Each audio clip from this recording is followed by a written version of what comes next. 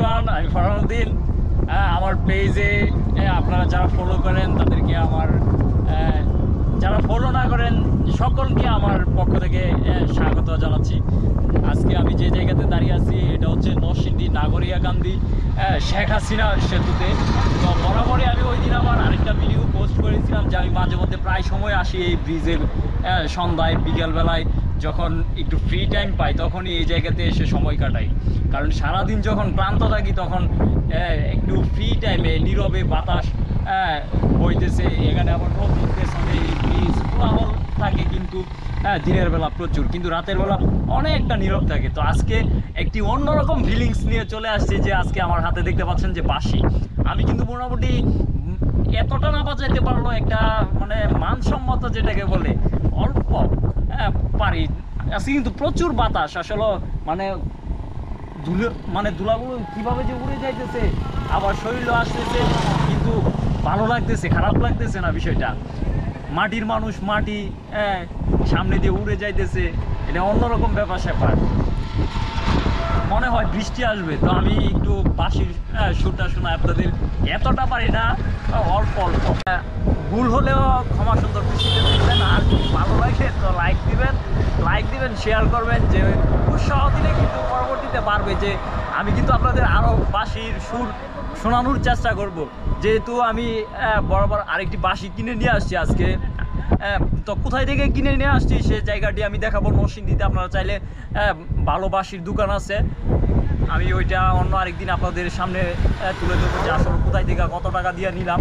তো দেখি একটু চেষ্টা করি বাঁশিটা কেমন বাজাইতে পারি। বাতাস কিন্তু প্রচণ্ড, পয়সা নিতে পারলে সবচেয়ে বেটার ছিল। দাঁড়ায় নেই, একটু সামনের দিকে একটু সামনে আসেন, বাতাসের জন্য ক্লিয়ার বোঝা যাবে না সামনে। হ্যাঁ, এতটুকু কাছ থেকে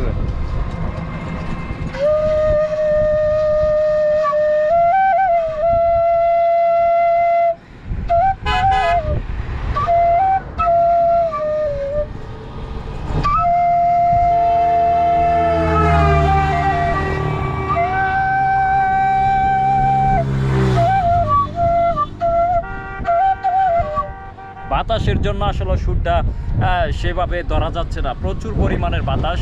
যদি আমি উল্টা দিক থেকে দাঁড়াই তাইলে হয়তো কিছুটা বোঝা যাবে, কিন্তু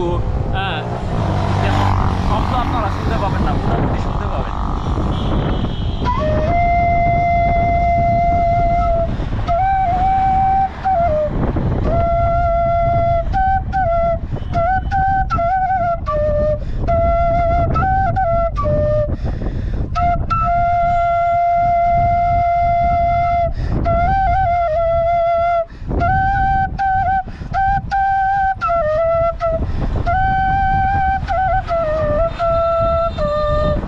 অনেক দিন যাবৎ বাজাই না, বিগত 1 বছর পরে এই বাঁশিটা হাতে নিছি। আগে কিছুটা পারতাম, ভুলে গেছি। আমার উস্তাদ কিন্তু যে আপনারা চিনবেন যে অন্ধ হুমায়ুন নামে পরিচিত, ওনার কাছে আমি অনেক দিনই যাই বাঁশি শেখার জন্য, কিন্তু খুব ধৈর্যের ব্যাপার বাঁশি শেখাটা, খুব কষ্ট। যে আসলে এরকম সুরের যে সূত্র, তারপরে আপনার নিয়ন্ত্রণ, এটা খুবই কষ্টের ব্যাপার স্যাপার। আমি যাওয়ার পরে ট্রাই করলাম, কিন্তু হয় নাই। সময়ের ব্যাপার স্যাপার, প্রায় 1 বছর শ্রম দিতে হবে সব কিছুতে। আপনি যদি ভালো কিছু করতে চান শ্রম দেওয়া লাগে। আপনি যে কোনো ক্ষেত্রে যদি শ্রম দেন সেটার ফল আপনি পাবেন। তো আমি এতটা শ্রম দেই নাই, তো আজকে আমি আপনাদের সামনে ভালো কিছু উপস্থাপনও করতে পারি নাই। অন্য আরেকদিন আবার দেখা হবে। ওকে।